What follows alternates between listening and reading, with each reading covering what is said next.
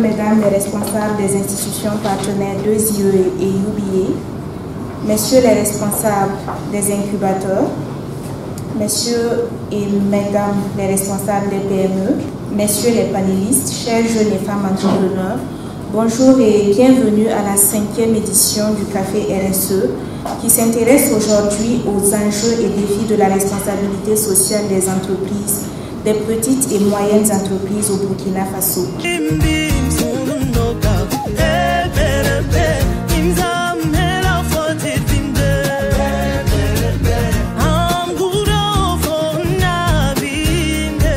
Alors l'initiative Café RSE est née de la volonté de l'Institut 2IE qui travaille avec plusieurs partenaires de partager ses valeurs, parce que 2IE même est une organisation qui s'est engagée dans une démarche RSE depuis quelques années déjà. Et l'un des principes de la démarche, c'est de partager les valeurs avec toutes les parties prenantes de sa sphère d'influence. Et c'est ainsi que 2IE, qui milite déjà dans le forum RSE, dont il assure le secrétariat général, a pensé que la RSE ne devrait pas intéresser que le secteur minier, mais également les petites et moyennes entreprises et des organisations de tout secteur qui sont au Burkina Faso. Et quel espace pour pouvoir partager ces valeurs, promouvoir ces valeurs? Nous avons pensé mettre en place un café RSE, qui est un petit espace où on peut être en train de prendre son café en toute bonne convivialité, mais discuter de sujets qui concernent l'éthique, les valeurs, le développement durable au sein des organisations, sans perdre de vue le souci qu'ils réalisent la performance, la compétitivité puisse réseauter. J'ai intervenu sur la question de la RSE. Déjà, comment est-ce que c'est venu? Qu'est-ce qui a motivé l'apparition de ce concept-là? Depuis la recherche de profit, la maximisation du profit, jusqu'à la prise en compte des questions sociales qui sont autour de l'entreprise et au sein de l'entreprise, et pour aboutir à la prise en compte des questions environnementales également, et de plus en plus également de certaines questions culturelles et locales. Nous avons parlé de l'entrepreneur social, parce qu'aujourd'hui nous voulons une nouvelle classe d'entrepreneurs qui ne soient plus comme ceux-là qui sont avides de pouvoir financier, matériel, la recherche du profit, quelles que soient les méthodes et les moyens. Nous amenons aujourd'hui les jeunes entrepreneurs à se dire aujourd'hui qu'ils peuvent jouir de leur profit, si et seulement s'ils respectent un certain nombre de normes. S'ils respectent la législation nationale, s'ils respectent les droits humains, ils respectent les salariés, les clients et surtout les fournisseurs. Je n'irai pas acheter mes matières premières chez un fournisseur qui fait du faux, qui ne paye pas ses impôts et où les salariés ne sont pas payés depuis des mois.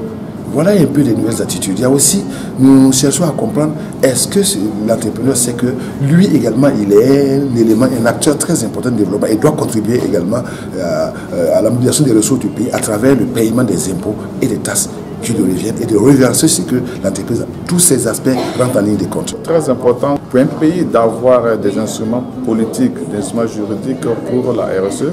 Au Burkina Faso, on pourrait même vous dire que nous sommes déjà engagés dans le processus à travers l'adoption de notre stratégie nationale sur l'économie verte qui prend en charge cette question de la RSE, la responsabilité sociale des entreprises. Donc il va de soi que tous les pays s'engagent dans un processus d'écologisation à travers les petites et moyennes entreprises qui sont l'outil, la branche ouvrière et économique de nos pays afin d'engager un processus de performance économique.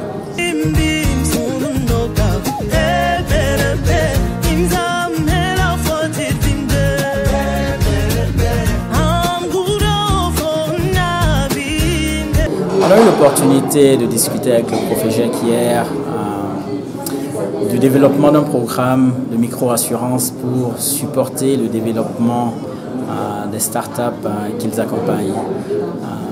Donc c'est dans ce cadre-là qu'ils nous ont invités à venir parler en fait avec ces startups-là d'assurance, de RSE et de l'implication en fait entre assurance, responsabilité vis-à-vis du personnel, responsabilité vis-à-vis des partenaires et comment est-ce que ces points-là en fait peuvent affecter la productivité et le développement de leur start-up. Donc aujourd'hui, on a discuté de produits sur le secteur de l'assurance santé et sur le segment de l'assurance vie, notamment donc en gros l'assurance de personnes. Vous voyez, quel que soit le projet que vous avez, la ressource humaine est votre première valeur.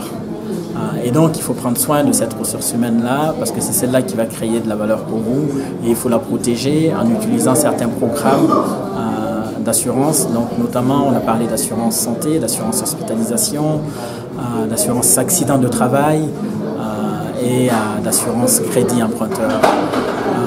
Par ailleurs, pour ceux qui sont plus spécifiquement dans la chaîne de valeur de l'agriculture, on a aussi parlé d'assurance agricole qui couvre les producteurs ou tous ceux qui interviennent dans cette chaîne de valeur en cas de sécheresse. L'objectif à long terme en fait, du partenariat avec Profegec, c'est de pouvoir incorporer dans l'assistance technique et l'assistance financière qu'ils font aujourd'hui aux entrepreneurs un mécanisme d'assurance qui permet déjà de pérenniser l'action et l'investissement qui est géré par Profegec, qui permet d'accompagner le développement des startups qu'ils sont en train d'accompagner et notamment sur le développement du capital humain au niveau de ces startups-là en termes de leur capacité à gérer, à déjà identifier et à gérer les risques auxquels leurs projets en fait seront soumis. Parce qu'au fond, ces entrepreneurs-là, avec toute la bonne volonté, avec tout le talent, ils ont une bonne chance en fait de réussir. Cette chance-là se trouve très réduite tant qu'ils n'ont pas incorporé ces éléments ou ces dimensions de gestion de risque.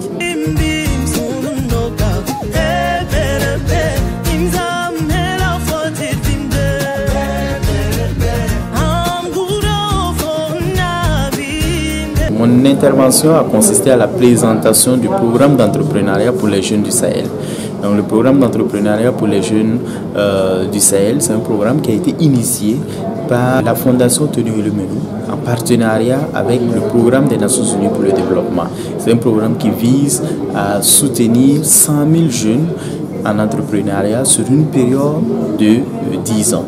Et l'accompagnement se fera donc en termes de formation, en termes de mentorat et également sous financement. Donc un financement qui sera accordé donc aux jeunes qui seront sélectionnés et chaque jeune sélectionné donc recevra un accompagnement financier de 5 000 $ pour booster son entreprise ou mettre en place son entreprise. Les questions qui sont revenues, c'est comment postuler parce que la candidature se fait non seulement en ligne mais également en agence. Donc les jeunes qui sont intéressés par ce programme peuvent se rendre donc sur le site web www.tefconnect.com pour postuler ou tout simplement passer dans l'agence UBA la plus proche, se rendre dans l'agence UBA la plus proche donc pour se faire assister. C'est beaucoup plus des questions relatives donc à comment s'enrôler, à comment postuler, mais également les domaines dans lesquels on peut postuler. Voilà. Et il faut noter que tous les domaines, tous les projets donc des différents domaines d'activité sont acceptés. Que ce soit la mode, que ce soit la cuisine, la restauration, la mécanique, la construction, tous les domaines, donc tous les secteurs d'activité sont acceptés et les candidatures féminines sont très encouragées, ainsi que les projets ruraux. Les projets qui seront mis en œuvre en zone rurale sont très encouragés également.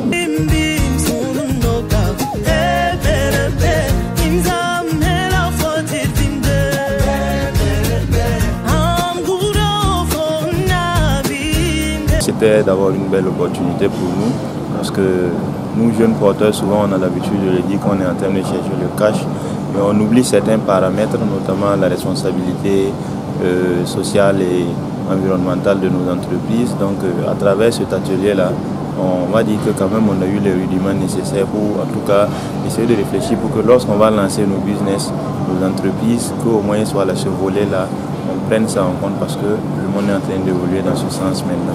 L'atelier a été vraiment édifiant pour moi parce que moi qui a un projet, qui a une incubation, je sais que le RSE sera vraiment très important dans mon entreprise. Et également, il y a un volet qui a été soulevé, qui est le capital humain. Tout dépend du capital humain. Donc, si on arrive à mettre au devant le capital humain, l'entreprise ne peut pas ne pas prospérer. Donc, comme je l'ai dit auparavant, ça a été vraiment un atelier très édifiant pour moi. Bon, moi personnellement, je n'ai jamais assisté à ce genre de choses et c'était vraiment une bonne opportunité pour moi et j'ai beaucoup appris. C'est bien que je n'avais pas d'idée de projet, je pensais que c'était pour les autres et que j'allais juste me concentrer sur mes études de médecine. Mais à l'issue de cet entretien, je pense que je vais y remédier et qui sait, les idées viendront et sûrement de belles initiatives et de beaux projets. J'ai apprécié l'initiative, est la bienvenue car j'ai beaucoup appris. Aujourd'hui, on a eu le café RSE, qui était une activité qu'on a organisée en partenariat avec Desieux, qui est l'auteur justement de ce concept-là. Alors, c'est un concept qui a intéressé le Profejec dans la mesure où ça nous permet justement de véhiculer un certain nombre de messages, notamment sur les préoccupations en lien avec l'environnement, les objectifs de développement durable, mais également la prise en compte des préoccupations sociales au niveau de la communauté. Ce concept-là, il est très intéressant dans la mesure où ça nous permet effectivement de sensibiliser davantage les jeunes qui sont en train de vouloir créer leur entreprise, à prendre en compte la dimension environnementale, la dimension économique et la dimension sociale dans leurs différentes activités.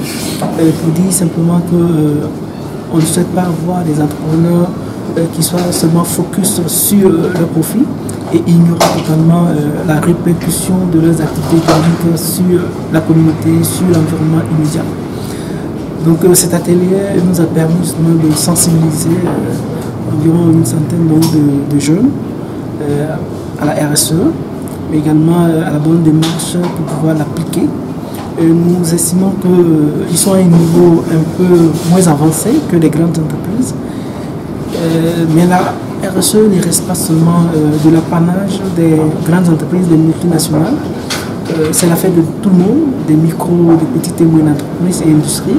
Donc déjà, c'est bien de commencer déjà à les sensibiliser, ceux qui sont à un niveau moins avancé, pour leur permettre de mieux se préparer pour une meilleure implémentation d'une quelconque stratégie de la RSE.